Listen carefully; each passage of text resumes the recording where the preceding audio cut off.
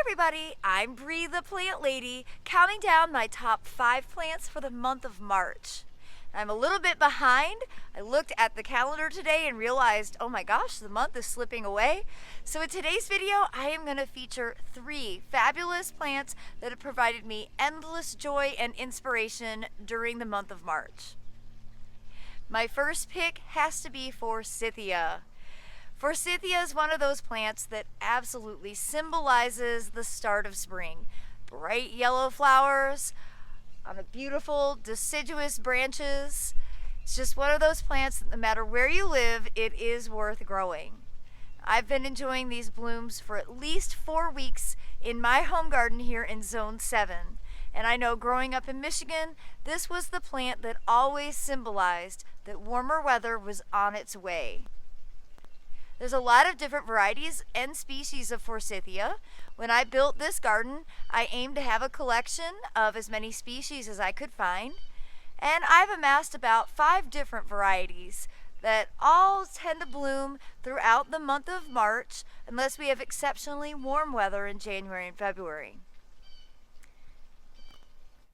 In my collection, I also have some variegated forms that look cool year-round.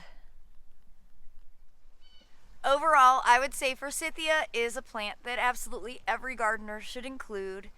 Even though they're relatively common, they're such a reliable plant, and how can you beat the bright yellow blooms of this gorgeous deciduous flowering shrub?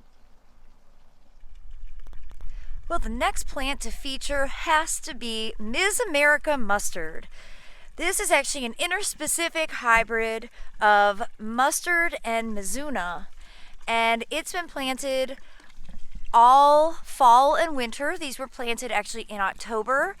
And you can see they're just starting to flower now at the end of March. They've been totally tolerant of our winter weather and unbothered by the recent cold snaps. And overall, they're just a really dynamic plant to include in your garden. Not only are they beautiful, but they are edible. Be warned. The foliage is very spicy, almost like eating wasabi. So if you are going to use it, you should use it sparingly and give your guests warning. I love to grow it for multiple reasons, not only because it's winter tolerant and I love the purple foliage, but because of that really sharp flavor. Animals tend to leave it alone.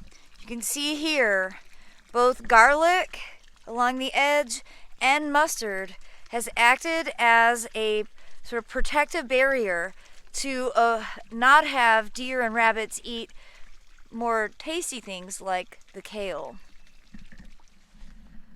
Over here you'll see that the deer have been munching a little bit on this. It's young deer that don't know that they actually don't like this flavor, but usually they only nibble a tiny bit and then they stop, realizing, ooh, that's really spicy. And the plants actually will grow out perfectly fine. You can see here, the deer nibbled on these 3 right along this corner, but then they stopped and didn't eat any of the rest of the Ms. America that are planted in my garden. Now, the third plant that I have to feature for March interest is vaccinium, or blueberries. As you can see here, these are southern high bush varieties. This is one called powder blue. Does really, really well here in central North Carolina, where we average between 800 and 1200 chill hours annually. Remember, chill hours are really important for understanding the best cultivars for your region. Chill hours actually reference how many hours under 45 degrees that you have in your specific area.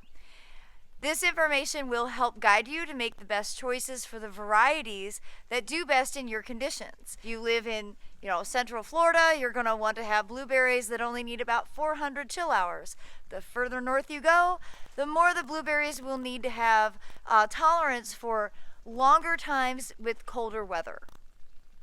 Powder blue just happens to be one of my all-time favorites, but I actually have about 26 different varieties growing on my property, which enable me to always have really good fruit set. Remember, blueberries are self-incompatible. You have to have multiple varieties to have really good pollination. This is no different than people not being able to impregnate themselves, and this is actually a really important part of biology so that you don't have inbreeding depression. I generally recommend having at least 3 cultivars of blueberries somewhere in your garden so that the bees, the primary pollinator, can move pollen from plant to plant, ensuring proper cross-pollination. As I mentioned, variety selection is really important. And here's one called Sunshine Blue. Has not been a great performer for me. And as you can tell, most of the flowers have actually been burnt off in late frosts. This is a cultivar that's better for warmer climates with fewer chill hours. So remember, always check into that before you purchase blueberries to make sure you're getting a variety that's going to be best for the region that you're growing in. In addition to powder blue, I recommend varieties like Climax, Legacy, and Titan, photographed right here. You can see all of these are doing quite well. The flowers have not burnt off in the recent cold snap. Overall, I think everybody should definitely try their hand at growing blueberries, either in the ground where they prefer acidic soil or in containers where you have a little more control over the medium in which they are planted in. I always say blueberries are the gateway to foodscaping. You can buy them as a 3-gallon shrub and treat them just like an azalea. They're easy to incorporate into most any sunny to part sun landscape. Count on your blueberries getting relatively tall, depending on the variety. Most of mine are somewhere between 6 and 8 foot after a decade in the ground. They do like really acidic soil, so I always recommend mulching them with ground-aged pine bark, sold as soil conditioner. Be sure not to let your blueberries dry out during the heat of the summer. They appreciate extra moisture. This is a fantastic native plant to the southeast United States. And again, I think absolutely every gardener should have this included in your collection. Well, I hope you'll be inspired to grow all 3 of these plants featured today, and tune in tomorrow for my top 2 plant picks for the month of March. Thanks so much for watching, everybody.